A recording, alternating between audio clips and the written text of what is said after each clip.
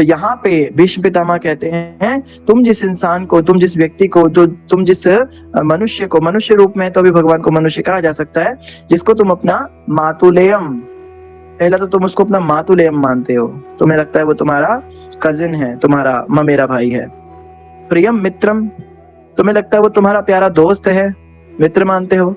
सुहृतमम, तुम्हें लगता है वो तुम्हारा शुभचिंतक हितैषी है। तो उस व्यक्ति के बारे में क्या कह रहे हैं?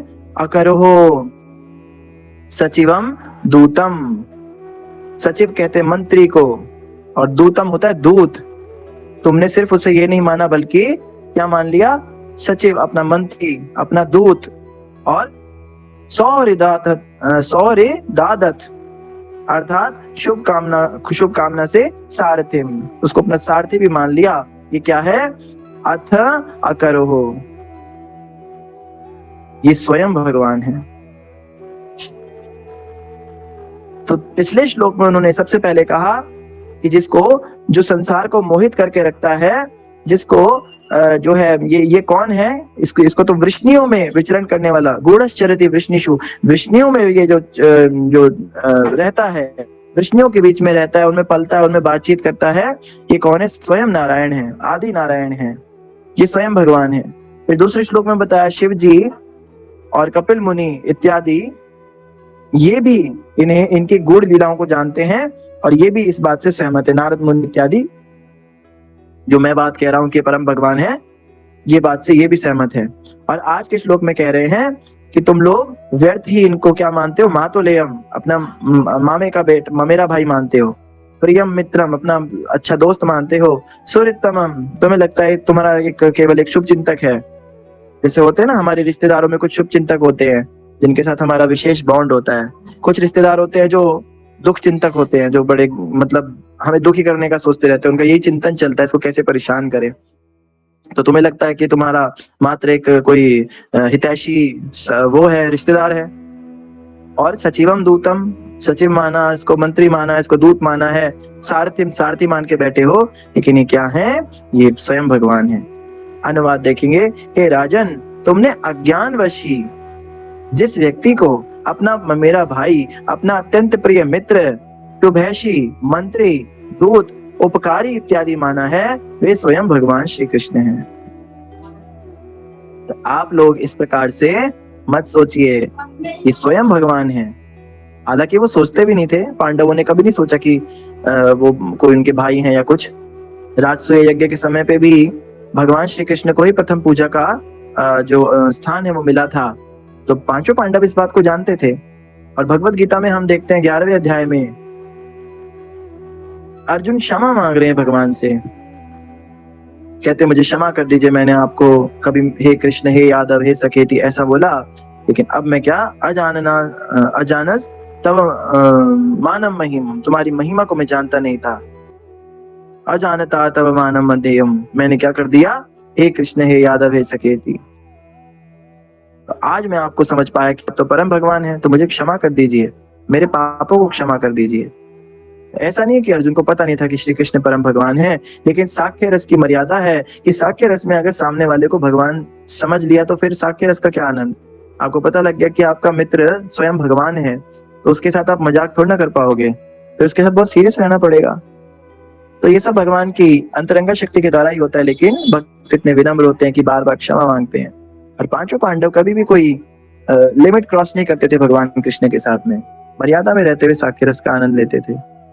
लेकिन तो भी भीष्म पितामह यहाँ पे एक शिक्षा देने के लिए, आप ये मत सोचिएगा कि यहाँ पे भीष्म पितामह तो युधिष्ठिर महाराज को या किसी पांडव को शिक्षा दे रहे हैं कि तुम इन्हें ममेरा भाई मान के बैठे हो, तुम इन्हें मंत्री मान के बैठे हो। ये बात वो सबको बोल रहे हैं जो भी वहां पे खड़े हैं। एक्चुअली में उनके माध्यम से सबको बोल रहे हैं कि कोई ये ना सोचे कि ये भगवान, ये कृष्ण कौन है, ये तो पांडवों का मंत्री है, ये तो पांडवों का शुभ चिंतक है, ये तो पांडवों का मात्र एक दूत है, शांति दूत है। लेकिन ये कौन है? ये स्वयं भगवान है। तात्पर्य पढ़ेंगे श्रील प्रभुपाद के, श्रील प्रभुपाद की जय। श्री कृष्ण यद्यपि पांडवों के ममेरे भाई, मित्र, ऐशी, मंत्री, दूत, उपकारी आदि बने हुए थे, तो भी वे थे तो पूर्ण पुरुषोत्तम भगवान ही। अपनी अहेतुक भावश तथा अपने अनन्य भक्तों पर कृपा जताने के लिए वे सभी प्रकार की सेवा करते हैं, लेकिन इसका अर्थ यह नहीं लगाना चाहिए कि उन्होंने परम पुरुष के रूप में अपना पद बदल दिया है। उन्हें सामान्य पुरुष के रूप में सोचना सबसे बड़ी मूर्खता है।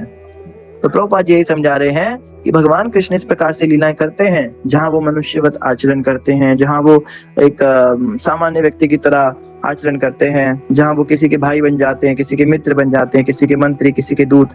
लेकिन हमें क्या करना चाहिए, ये नहीं सोचना चाहिए कि चलो पहले तो भगवान थे, अब तो ये माया में पड़ गए ना। मायावादी किसे कहा जाता है? हम बोलते हैं ना मायावादी मायावादी मायावादी। जो भगवान को निराकार मानते हैं, जो ब्रह्म की उपासना करते हैं, उन्हें निराकारवादी कहते हैं। मायावादी अलग होते हैं, निराकारवादी थोड़े से अलग होते हैं। मायावादियों का ये सोच होती है, उनका ये कहना होता है कि भगवान, परम भगवान जो निराकार से साकार हो जाते हैं, अर्थात उनका मूल रूप तो निराकार ही है, लेकिन जब वो साकार रूप में इस पृथ्वी पर आते हैं तो वे भी माया से मोहित हो जाते हैं, वे भी महामाया के द्वारा ग्रसित हो जाते हैं, उन्हें भी कर्म लगता है। आपने कहते भी सुना होगा कई लोगों को, अरे कर्मों से तो स्वयं भगवान नहीं बचे, हम तो इंसान हैं। राम को भी सीता से वियोग सहना पड़ा, कृष्ण को भी राधा से वियोग सहना पड़ा। भगवान होकर भी वो नियति को बदल नहीं पाए, कुछ कर नहीं सके। मतलब कि वो चाहते नहीं थे उनके साथ ऐसा हो, लेकिन उनको अपनी पत्नी से या अपनी संगिनी से वियोग सहना पड़ा, ना चाहते हुए भी। क्यों? क्योंकि उनके कर्म खराब थे। तो उनका ऐसा कहना है कि जो परम भगवान भी आता है संसार में, वो भी माया में पड़ जाते हैं, वो भी कर्मों से नहीं बच सकते। इनको कहते हैं मायावादी। तो प्रभुपाद जी कह रहे हैं ये बहुत ही फालतू की बात है, बहुत व्यर्थ की बात है, क्योंकि भगवान कभी माया में गिरते नहीं, भगवान कभी अपने पद से नीचे नहीं आते। चाहे वो इस संसार में रहे, चाहे वो किसी भी संसार में रहे, चाहे वो वैकुंठ में रहे, चाहे वो इधर भी रहे। वो अगर सूकर बन गए तो इसका मतलब ये थोड़ा ना कि वो सच में सूकर ही हो गए। अगर वो मछली बन गए, इसका मतलब ये थोड़ा ना कि वो मछली ही बन गए, अब वो भगवान नहीं रहे। वो मछली के रूप में भी पूर्ण शक्तियां रखते हैं। प्रभुपाद जी कहते हैं श्री कृष्ण पूर्ण पुरुषोत्तम है, उन्हें भगवान बनना नहीं पड़ा, उन्हें रियलाइज नहीं हुआ कि वो भगवान है। वो जब माँ यशोदा की गोद में है तब भी पूर्ण पुरुषोत्तम है, तब भी उनमें सारी शक्तियां विद्यमान है। गोद में ही उन्होंने पूतना का वध कर दिया, इतनी बड़ी राक्षसी का, शक्टासुर का वध किया, तृणावर्त का वध किया, चलना भी नहीं आता था उस समय उन्हें। तो ये हम नहीं कह सकते कि भगवान जैसे जैसे बड़े हुए वैसे वैसे उनमें शक्तियां विकसित हुई, बहुत महान योगी थे। योगी तो साधना करके कोई व्यक्ति बनता है, ये परम भगवान है और ये कभी भी अपने पद से नीचे नहीं गिरते, मनुष्य नहीं बन जाते। मनुष्य होते तो बताइए इतनी कम उम्र में, 7 साल की उम्र में इतना बड़ा गोवर्धन पर्वत, बल्कि बड़ी उम्र में भी गोवर्धन पर्वत कौन उठा सकता है बताइए। तो भगवान को कभी भी ये नहीं सोचना चाहिए कि वो भी माया में पड़ जाते हैं। भगवान लीला करते हैं और लीला इस तरह से चलनी है जहाँ पे वियोग सहना है, इसलिए भगवान उसको सहन करते हैं। ये नहीं कि भगवान के कोई कर्म है। जैसे हमें याद है एक बार हम एक जम्मू में चौराहे पे खड़े भगवत गीता का प्रचार कर रहे थे, तो उन दिनों जगन्नाथ जी की रथ यात्रा निकल रही थी। तो एक पुलिस वाला हमारे पास आया, सरदार थे वो, सरदार जी आए, तो मैंने उन्हें भगवत गीता दिखाई। कहते हैं इत्थे तुम्हारी वो जगन्नाथ रथ यात्रा निकलनी है ना, बोले तुम्हारे जगन्नाथ जी की रथ यात्रा निकलनी है ना यहाँ से। तो उनके साथ एक और था, वो उसको पूछने लगा कि केड़े केड़े नाथ, उसने कहा जगन्नाथ। तो मैंने कहा आपको पता है जगन्नाथ के बारे में, आप जानते हो? कहते हैं हाँ मैंने पता है। मैंने कहा आपको क्या पता है? कहते ओ जेड़ा श्री कृष्ण सीगा ना, वो पिछले जन्म च मक्खन चुरा के खांदा। मतलब वो पंजाबी में बोल रहे थे। कहते जो भगवान कृष्ण थे वो मक्खन चुराते थे हाथों से, तो अगले जन्म में उनके हाथ ही नहीं थे, तो वो जगन्नाथ बन गए। ये जवाब दिया उन्होंने। अब मैं उनके मुंह की तरफ देखूं, वो मेरे मुंह की तरफ देखे, अब मैं उन्हें क्या समझाता। वहां सिग्नल पे उनकी ड्यूटी थी, चौराहे पे वो खड़े थे, पी पी पू पू इतना हो रहा था। मैंने कहा भाई आप तो बहुत महान हो, आप तो ऐसा दिव्य ब्रह्म ज्ञान रखते हो, ये तो हमें भी नहीं था।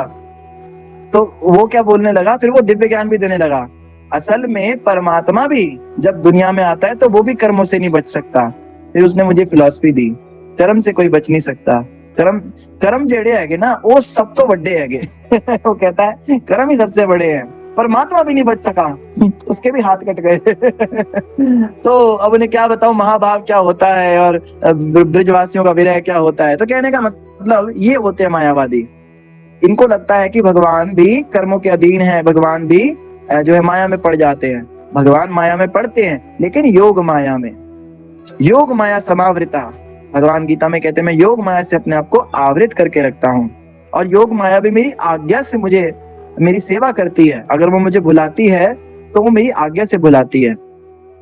लेकिन महामाया भगवान को स्पर्श भी नहीं कर सकती, छू भी नहीं सकती है। महामाया का कोई कार्य नहीं है भगवान के लीलाओं के साथ। महामाया जब भगवान को स्पर्श करती है तो वो भगवान को शिव के रूप में स्पर्श करती है। जब महाविष्णु सदाशिव के रूप में प्रकट होते हैं, अर्थात थोड़ा सा माया का संपर्क करते, तब उस रूप में महामाया के साथ उनका संपर्क होता है। लेकिन जो शुद्ध विष्णु रूप है उनका, उसमें महामाया का उनके साथ कोई संपर्क नहीं होता। उसमें वो केवल योग माया के साथ संपर्क में रहते हैं। ज्योति माता जी कुछ कहना चाहते हैं? ना प्रभु जी, दंड प्रणाम। प्रभु जी, मेरा रिलेटेड क्वेश्चन है कि योग माया और महामाया में थोड़ा डिफरेंस बताएंगे प्रभु जी, कि कैसे हम समझ सकते हैं इनको? महामाया के विषय में काफी चर्चा की थी, तो मैं फिर से एक बार बता देता हूँ। योग माया और महामाया दोनों ही भगवान की शक्तियां हैं। योग माया आध्यात्मिक जगत का संचार करती है और महामाया इस संसार का संचार देखती है। इस संसार के अंदर कौन व्यक्ति क्या कर रहा है, मतलब क्रिमिनल ब्रांच, एक होती है ना पुलिस की क्रिमिनल ब्रांच, जो व्यक्ति कोई अपराध कर रहा है उसको दंड देना है, किसको कहाँ सजा देनी है, किसको डंडे मारने हैं, किसको गाली गलौज करनी है, किसका घर जब्त करना है, किसने 2 नंबर की कमाई रखी है, किसको जेल डालना है, कब तक जेल में रखना है। तो दुर्गा देवी ये कार्य करती है। दुर्गा माता भगवान की पुलिस है। और योग माया जैसे हमारे घर में जैसे पत्नी होती है, वो घर का संचार देखती है। घर में कितने गेस्ट आने हैं, यहाँ पे खाना कितना बनाना है, किसका कहाँ क्या करना है, बच्चों की ट्यूशन की फीस कितनी है, वो भी मेहनत कर रही है। लेकिन वो क्या कर रही है, वो घर संभाल रही है। और ये क्या कर रही है, ये बाहर का समाज संभाल रही है, समाज में जो उपद्रव हो रहे हैं उसको संभाल रही है। तो योग माया अर्थात राधा रानी, जो भगवान का धाम है, वैकुंठ धाम, वहां का संचार देखती हैं, और महामाया इस दुनिया का संचार देखती हैं। तो महामाया जीवों के ऊपर कार्य करती हैं जब तक जीव बद्ध है। बद्ध जीव जो है उसने महामाया की शरण ले रखी है। हम सब महामाया के अधीन है इस समय। अभी फिलहाल हमारे ऊपर महामाया का ही पहरा है। और महामाया के हाथ में क्या होता है, त्रिशूल होता है। अभी नवरात्रि बीती, आपने देखा होगा माता के 9 रूप, सभी में लगभग त्रिशूल धारण करती हैं। तो त्रिशूल मतलब त्रिताप, 3 तरह से ताप देना, 3 तरह से हमें कह लो कि हमारे कर्मों की सजा देना। आदि आत्मिक, आदि भौतिक और आदि दैविक, 3 तरह के क्लेश देना हमको, अपने कर्मों की सजा देना। और उनके हाथ में देखो मारने पीटने का सामान बहुत मिलेगा आपको, मतलब किसी भी तरह से आप बच के नहीं जा सकते। अगर आप ज्यादा नजदीक आओगे तो तलवार मार देंगी, दूर से वार करोगे तो भाला भोंक देंगी, अगर आप कहीं दूर भागना चाहोगे तो चक्र छोड़ देंगी, और अगर आप ज्यादा ही बड़बड़ करोगे तो गदा मार के सिर का कचूमर निकाल देंगी, है ना। उनके पास फिर बहुत ज्यादा दूर हो तो वो अपना जो उनका तीर कमान है उससे मार देंगी, तो और भी कुछ नहीं तो त्रिशूल मार देंगी। त्रिशूल के पीछे उनका वो भी है, शूल भी है, तो एक ही डंडे से 2-2 को भी मार सकती हैं वो। तो उनके पास क्योंकि जैसे पुलिस होता है, आप पुलिस की आप देखेंगे ड्रेस, तो उसमें डंडा भी साइड में लगा होता है, इधर रिवॉल्वर रखी होती है, उधर उसके हाथ में और भी कुछ चेन वगैरह होती है, और उसकी बेल्ट तो होती है, कुछ नहीं निकला तो बेल्ट से पिटाई कर देगा, नहीं तो जूता होता है। तो इस तरह से ये पुलिस जो है ये, लेकिन आप राधा रानी के हाथ में कभी इस तरह की चीजें नहीं देखेंगे। श्रीमती राधा रानी के हाथ में केवल या तो कमल का पुष्प होता है भगवान कृष्ण को चढ़ाने के लिए, कृष्ण को अर्पित करने के लिए माला अपने हाथ में धारण करती हैं, माला गूंथती हैं, या फिर एक सुंदर सुकोमल सा हस्त कमल जो आशीर्वाद दे रहा है। अब कमल का फूल और आशीर्वाद दुर्गा माता के हाथ में भी होता है। ऐसा नहीं सोचना कि दुर्गा माता केवल मारती पीटती हैं।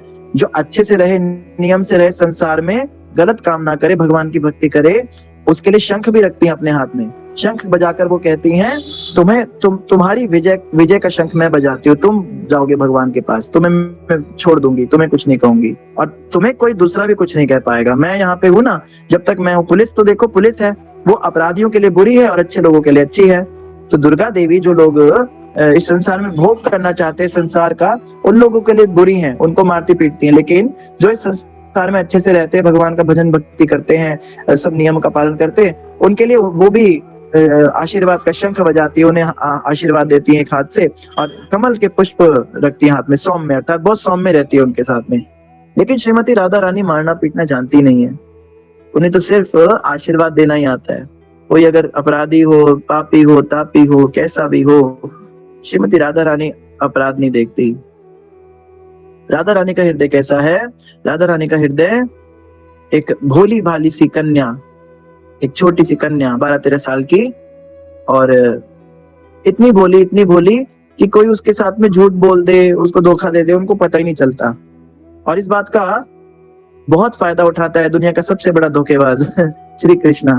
प्रभुपाद जी कहते हैं Shri Krishna is the greatest among all the cheaters, और चीटिंग करने में एक्सपर्ट है। और देखो उनके साथ श्रीमती राधा रानी जो बिल्कुल सीधी सादी बोली वाली सी, तो राधा रानी कभी पकड़ नहीं पाती कृष्ण की चालों को, लेकिन हर बार जो बड़ी सुंदर लीलाएं। तो खैर कहने का मतलब ये है राधा रानी बहुत भोली भाली हैं, वो पाप और पाखंड नहीं देखती। आप उनके सामने झूठे झूठे भी रोगे ना, उन्हें लगेगा सच में रो रहा है, सच में रो रही है, इतनी भोली हैं। तो खैर ये होती हैं योग माया और वो होती है महामाया। ठीक है माता।